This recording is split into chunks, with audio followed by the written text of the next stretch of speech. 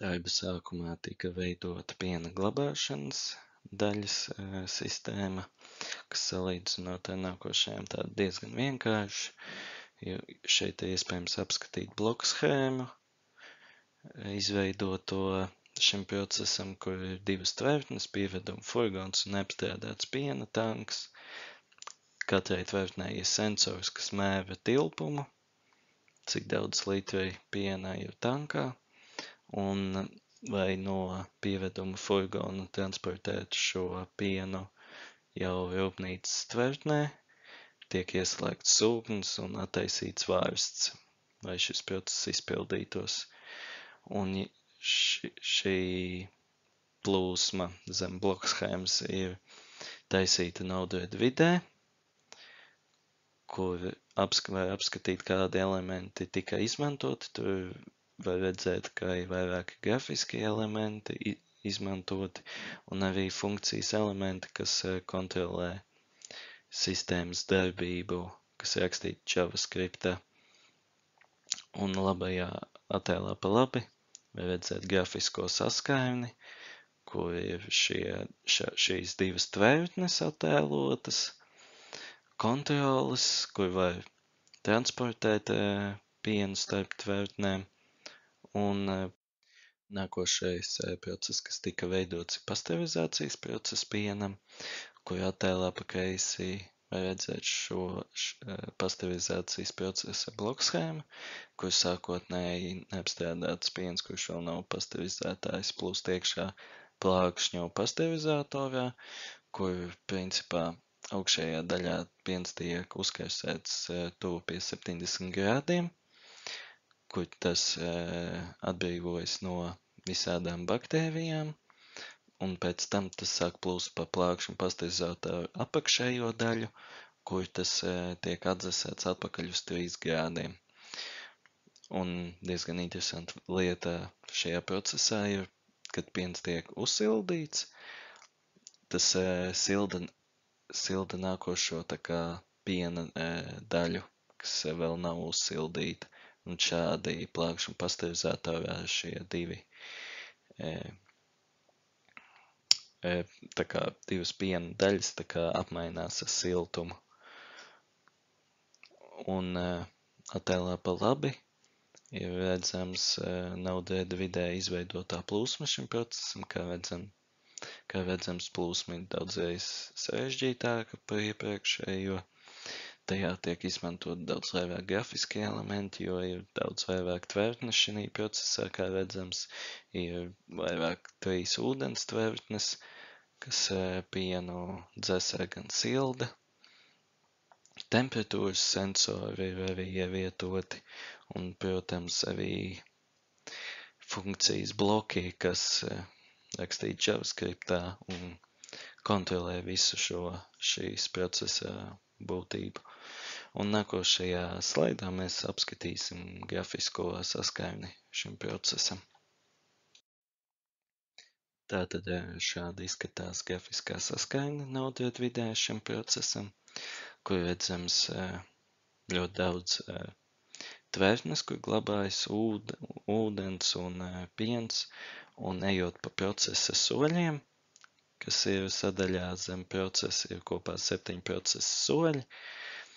Mēs varam redzēt, ka piens plūst pa šīm tvertnēm, kā mainās zem sensoru sadaļas mainās temperatūra atkarībā, kurā daļā piens atrodas, un iespējams arī apskatīt dažādas trauksmes, pieņemsim, ja nepieciešams iztukšot jau pasterizēto piena tvertni, piemēram, kur lietotājiem dots to izdarīt kontrolas sadaļā, kas vairāk domāts, vai atrisinātu šīs problēmas.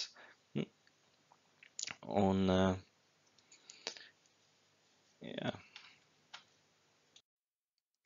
Šajā slaidā būs pastāstīts par veidoto CIP procesu, Cleaning in Place, kur attēlā pa kreisi redzam bloku schēma, kur process būtībā, ko viņš dara, viņš tīra furgona tvertnes, jo pēc kāda laika piens furgona tvertnēs atstāja tādu tā kā eļļainu kārtu, ko nepieciešams iztīvīt.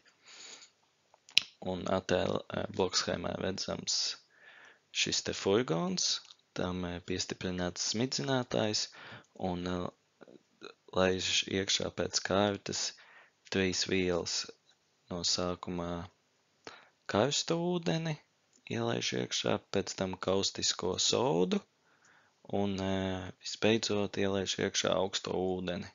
Un šie procesi tā kā tiek darīti secīgi, tā kā es tos tikko teicu. Un jā, šim procesam vēl ir reģenerācijas process, kur pieņemsim, ja tvertne tiek tīvīta ūdeni, šis ūdens netiek vienkārši noticināts, bet tas tiek laists atpakaļ sistēmā, ja tam pH mērs ir pietiekami liels. Pieņemsim, ja mēs iztīvam šo tvertnē augsto ūdeni, tas ir noticināts savācēji tvertnē, tam tiek pārbaudīts pH mērs, un ja pH mērs ir 7, tas tiek laists atpakaļ iekšā sistēmā un tiek pildīti tanki, kuros ir vismazāk ūdens. Un pa labi attēlā redzams nodēvēta plūsma šim procesam, kur līdzīgi kā pasterizācijas procesam ir līdzīgi elementi arī, grafiskie un funkcijas elementi. Un šim procesam arī interesanti, ka ir izveidot arī adaptīvais aspekts, par kuru es pastāstīšu nākošajā slaidā. Tātad šī sadaļā var redzēt CIP procesa grafisko saskarni izveidotajai plūsmai, kur redzamas ir no blokschēmas attēlotas visas tvertnes, ūdens tvertnes un tīrāmā furgona tvertne un savācēja tanka tvertne. Un lietotājiem ejot cauri procesiem, kur viņi ir attēloti sadaļā zem procesi, pirmā procesa sākšana, otrā procesa sākšana, trešā un procesa turpināšana. Tad, kad tas tā kā nobeidz procesu, tā kā izvada ūdeni ārā no šīs tvertnes uz savācēju tanku un nospiežot uz reģenerācijas, ūdeni programmā izlemj, vai ūdens tiks ielaists atpakaļ sistēmā vai nē, atkarībā no pH līmeni, kas redzams sadaļā zem sensoriem, kur arī redzams, kā pieņemsim karstajā ūdens tvertnē, ūdens tiek karsēts, izveidot tā kā tāda neliela simulācija temperatūras visām tvertnēm. Un pieņemsim augstā ūdens tvertnes gadījumā, ūdens nevis tiks sildīts, bet dzēsēts. Un interesants vēl aspekts šim, ko es pats izveidoju, ir parametriska adaptācija. Pieņemsim, ja ir vairāki izmēri ar furgonu tvertnēm, pieņemsim, lietotājs var ievadīt, cik liels tilpums ir šī furgona tvertnē, jo pieņemsim lielāks tilpums, jo vairāk nepieciešami šie resursi, lai šo tvertni iztīrītu. Un tā kā programmā izrēķina atkarībā no lietotāja ievadītā tilpuma, cik daudz resursu nepieciešams patērēt, lai šo tvertni iztīrītu, pieņemsim, ja tvertne ir 1000 litru tilpumā, būs nepieciešams apmēram 250 litri no katras vielas, bet ja pieņemsim ir mazāks, tad kaut kur 100 litri pieņemsim nepieciešams, lai šo furgonu tvertni iztīrītu. Un vēl sadaļā zem aktuātoriem, kas ir redzams,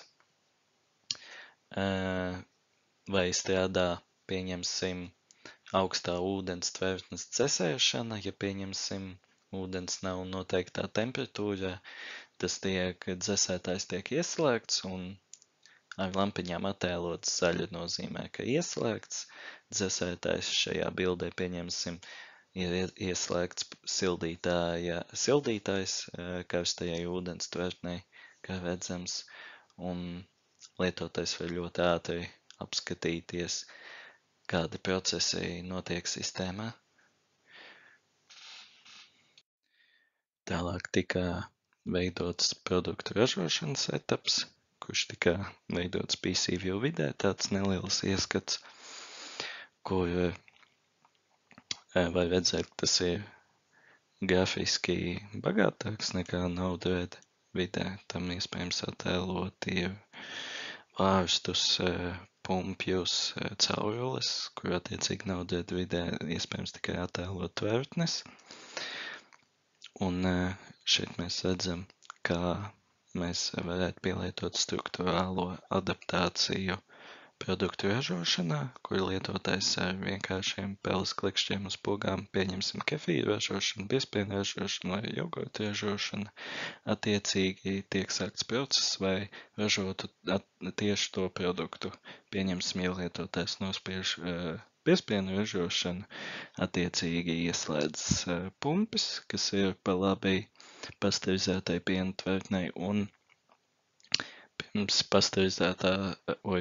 pirms biezpiena tvertnes tiek ieslēgts arī vārsts, tiek attaisīts, un pasterizētais piens tiek attiecīgi nodots biezpiena ražošanas procesā, kur process turpinās. Tālāk arī tur ieslēgtos viss process, kas ražo šo biezpienu.